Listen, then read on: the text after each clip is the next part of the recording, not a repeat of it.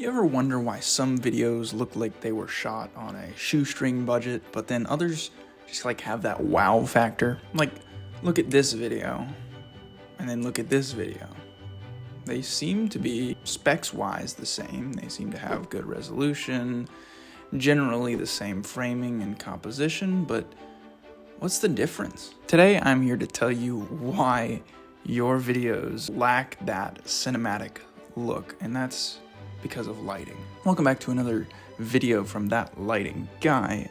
I am That Lighting Guy, Will Merchant. Today I really want to talk about why lighting is important to your videos. It's something that I see so many people, even professionals, missing in their YouTube videos or just in general. People can tell if you have bad lighting. You might have perfect composition, perfect storytelling, but if you have bad lighting, you will have lost your audience immediately. Lighting's a very visual thing, so I really want to show you guys what I'm talking about here first. You can see that right now I'm being lit in a 3-point lighting setup. I have a backlight behind me, I have a bounce that's acting as a fill, and I have a key light over here on my left, as well as a sort of a key in front of me just to bring my face up a little bit. So I guess 4-point lighting setup, if you will.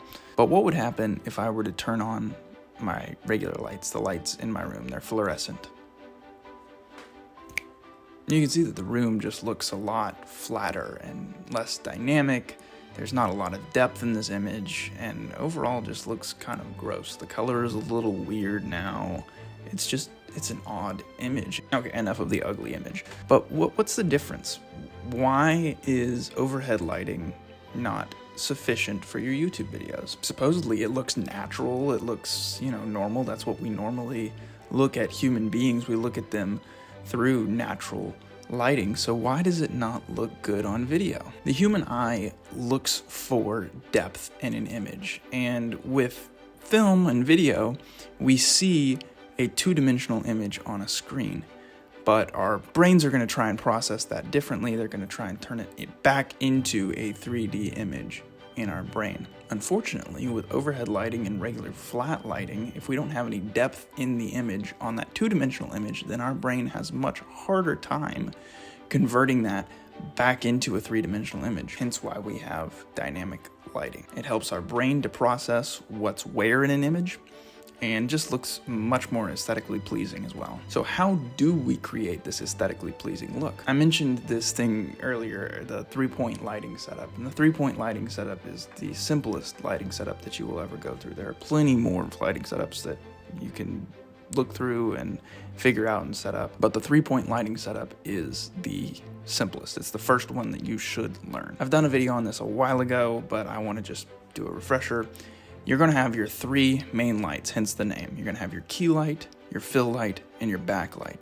Your key light is your main light. It's going to be lighting up the most of your face. It's the brightest part of your face is going to be lit by this key light. Your fill light is going to light up the other side of your face. This could be a light. This could also be a bounce. Like, for example, I'm bouncing my key light off of a wall right here, and that's acting as my fill. Another thing that you can do for fill light is you can use a bounce board. You could use, if you're on a bigger production, an 8-pie, but since we're talking about on a budget here, you could use something as simple as a bed sheet or a wall, and that will act well as a bounce light. Lastly, we have the backlight. Now, right now I'm being backlit by a lamp that I have behind me here. Generally, the backlight is there to create the depth. In fact, I would argue that the backlight is the most important to creating depth in your image. As you can see, especially right here, I have a bit of a rim across me that's separating me, the subject, from the background, which is the wall.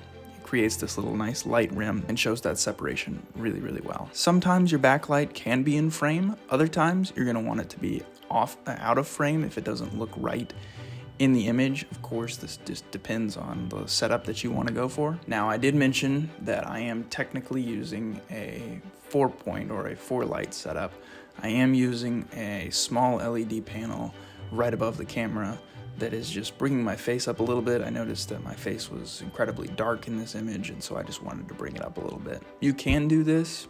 Typically, I like to stick with a 3-point lighting setup, but in this case, it was an anomaly, and so I just adapted. Which leads me to my next point. you have to be able to adapt. If you can't adapt throughout your setup, then it's going to look very rigid and not natural. While of course your lighting setup is not natural, it's an artificial light source or artificial light sources, you want it to look natural to your audience. After all, that's the whole point, right? Now, like I mentioned before, there are so many other ways that you can light a subject, but this one in particular is going to be one of your best bets for YouTube videos to get that cinematic look. Let me know if you have any questions in the comments below. I'll try and answer them as much as possible. Also, let me know if this was helpful to you. And if it wasn't, then I'll stop making these types of videos. And if it was, then I guess I'll keep making these kinds of videos. I appreciate you guys watching. Don't forget to like and subscribe, and I will see you in the next video.